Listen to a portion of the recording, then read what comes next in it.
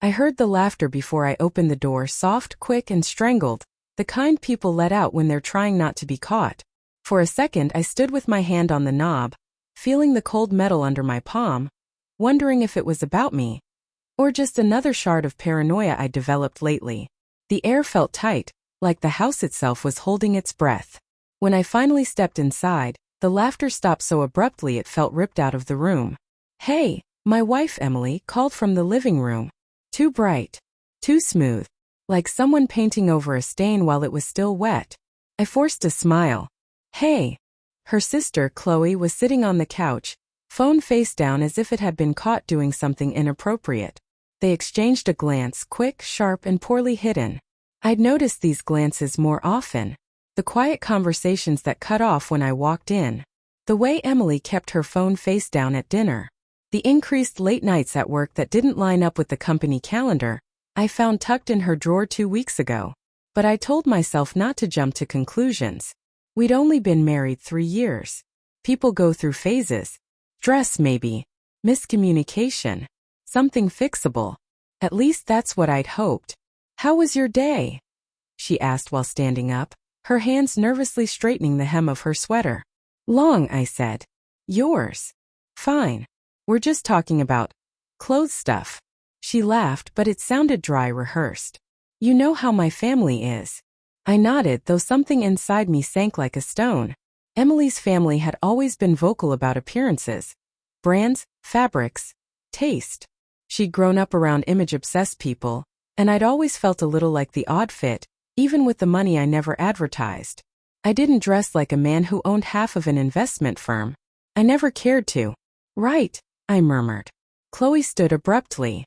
"Well, I should get going." She squeezed Emily's arm in a way that looked like code. "Text me later?" Emily nodded. And then Chloe was gone, leaving behind a faint note of her perfume and a heavier note of something else, unease. I watched Emily as she fidgeted with the throw blanket on the couch, her eyes refusing to settle anywhere near mine. "You okay?" I asked. "Yeah, just tired." But she wasn't tired. She was hiding. Something was shifting between us, something I couldn't name yet, but I could feel its edges cutting deeper each day. The first real crack came later that night, when her phone buzzed after she'd fallen asleep beside me. I never checked her phone before. I always respected her privacy, her space, her trust. But trust felt like a fragile thing these days, something too thin to lean on. I reached for the phone. A message preview glowed on the screen. "When can I see you again?" Tonight wasn't enough. My breath stilled. I locked the phone immediately, my hands shaking so hard I nearly dropped it. It wasn't signed. No name. But I didn't need one for dread to settle in my chest. I lay back down slowly, staring at the ceiling, listening to the soft, steady rhythm of her breathing. I wanted to wake her up and demand answers. I wanted to storm out of the house. I wanted to be wrong more than anything. But instead I just lay there frozen. Because if I moved, the world might actually break. The next day was a study in silence. Emily avoided my eyes at breakfast. She kissed my cheek lightly before I left for work. But her lips didn't linger like they used to. It was a peck, obligatory, distant.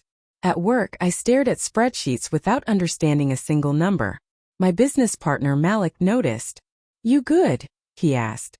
I opened my mouth to lie, but the truth slipped out like water through cupped hands. "I think Emily's seeing someone." He leaned back slowly, folding his arms. "You sure?" "No," my voice cracked.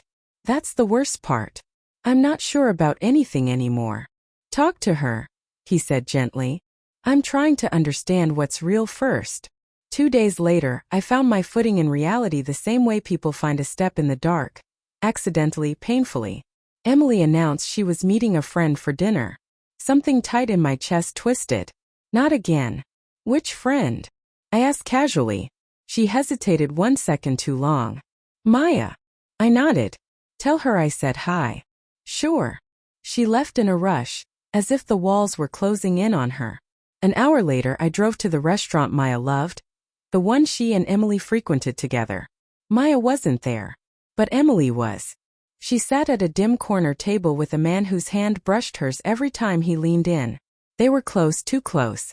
Intimate in the way two people are when they've already broken boundaries. My heartbeat pounded in my ears. I watched them for a long moment, unable to move, unable to breathe. Every smile she gave him felt like a knife sliding under my ribs. When she reached out and adjusted his collar with a tenderness she hadn't offered me in months, I stepped back from the window and nearly stumbled. I drove home without remembering a single turn. She came home late.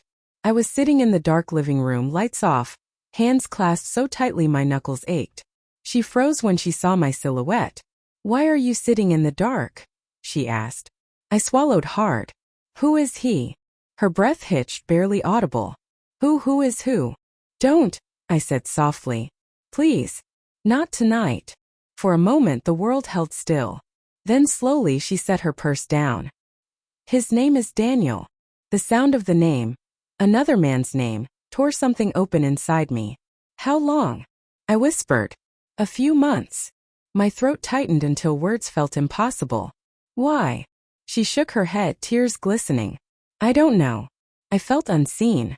Like we'd stopped being us. "I was right here," I said. "Every day." "I know." And I hated myself for not feeling the same anymore. The room blurred.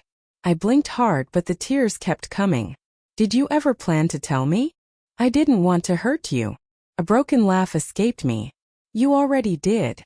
She stepped closer, but I raised a hand and she froze. "I saw you," I said. "At the restaurant." Her face crumpled. "I'm sorry." "Sorry doesn't fix what you took." She whispered. "What now?" I stood slowly, the weight of the room pressing on my shoulders. "I don't know." The words felt like shards in my throat. "But I can't stay with someone who gives their heart somewhere else." She covered her mouth as a sob broke through. I walked past her, the scent of her perfume hitting me like a memory I didn't consent to feel. "Where are you going?" she asked. "For air," I said. "And maybe to try and stitch myself back together." The final moment came an hour later. I returned to find her sitting on the floor in the hallway, knees pulled to her chest, eyes swollen. When she looked up, something in her expression made my steps falter. Regret, fear, love, loss. A mixture too tangled to separate. "Do you hate me?" she whispered. I closed my eyes. "No," I said. "But I can't love you the way I used to. Something broke tonight, Emily. Something I don't know how to repair." She nodded, slow and trembling. "Then I'll go," she whispered. "I'll give you space." I didn't stop her while she packed a bag. I didn't stop her when she walked to the door. I didn't stop her when she looked back one last time with a face full of shattered apologies. When the door finally clicked shut behind her, the sound echoed through the house like a closing chapter. I stood there alone, heart aching in a quiet, heavy way no words could soothe. But underneath the pain something else stirred. A cold, sharp clarity. I may not have chosen this ending, but I would choose my beginning from here.